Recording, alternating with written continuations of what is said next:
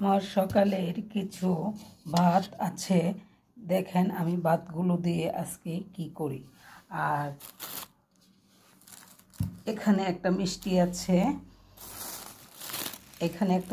আছে, আমি এই মিষ্টিটা এখানে রেখে দেই। আর এই শিরা আর সকালের ভাত দিয়ে দেখি কি করা যায়।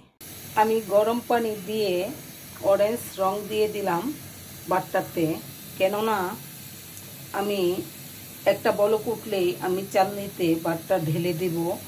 ভাতে তো আর রং দেওয়া ছিল না। ভাতটা আমার বলক উঠে গেছে, এখন আমি চালনিতে ঢেলে দেব। আমি চালনিতে ঢেলে নিলাম। আমি পাইপেনটা বসিয়ে দিলাম।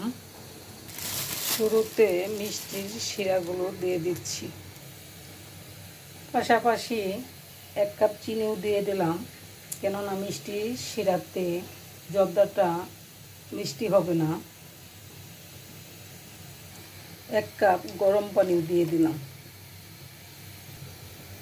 কিশমিশ, এলাচ, দারচিনি, তেজপাতা, লং দিয়ে দিলাম। দিয়ে দিচ্ছি আমি সয়াবিন, অল্প তেল, আজকে আমার আর ঘি নাই। জর্দাতে সাধারণত ঘি দিয়েই আমি রান্না করি, যাই হোক আপনারাও চেষ্টা করবেন ঘি দিয়ে রান্না করার জন্য। আমি অল্প একটু লবণ দিয়ে দিলাম। আমার শিরাটা বলক উঠে গেছে।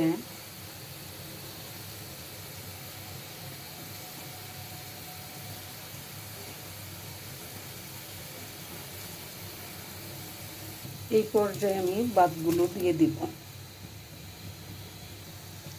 এখন আমি লাড়া দিয়ে ঢেকে দেব।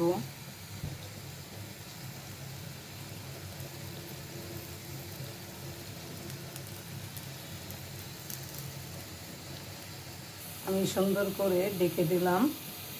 আর পাইপেনের মুখটা আমি বন্ধ করে দিলাম। আমার একটা সমস্যা, আমার যখন যা মন ধরে মানে মন চায় তাই করে ফেলি। যেমন আজকে জর্দা আমি রান্না করব, আমার কাজু বাদাম, পেস্তা বাদাম, ঘি কিছুই নাই, তারপরও আমি যা মন চাইলো তাই বসিয়ে দিলাম জর্দা রান্না করার জন্য। যাই হোক, আমার আর অল্প একটু পানি আছে। যাই হোক, জর্দাটা হোক, আমি 2টা মিষ্টি কি করা যায় দেখি। মিষ্টির 2টা আমি জর্দার জন্য কেটে নিচ্ছি। আমি মিষ্টিগুলো কেটে নিলাম। আপনারা হয়তো ভাবছেন চাইলের জর্দাটাকে আমি এত করে কেন এভাবে লাড়া দিচ্ছি। আমি জর্দার সব কিছু জর্দার মতো করে, সত্যি কথা বলতে আমি এটা চাইলের লাড্ডু বানাবো। সাথে থাকেন। আমি চুলা থেকে নামিয়ে এলাচ, দারচিনি, তেজপাতাগুলো তুলে নিছি। এখন আমি লাড্ডুর শেপ দিয়ে নেব। সাথে থাকেন। আমি ভিতরে মিষ্টির একটা চাক দিয়ে নিলাম। আমি সবগুলো লাড্ডু করে নিছি।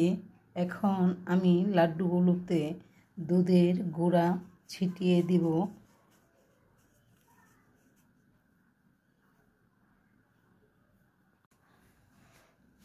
সবগুলো লাড্ডুতে আমি দুধের গুঁড়া ছিটিয়ে দিছি। আর এখন আমি নর্মাল ফ্রিজে রেখে দিব। ভালো লাগলে লাইক কমেন্ট করবেন। ধন্যবাদ।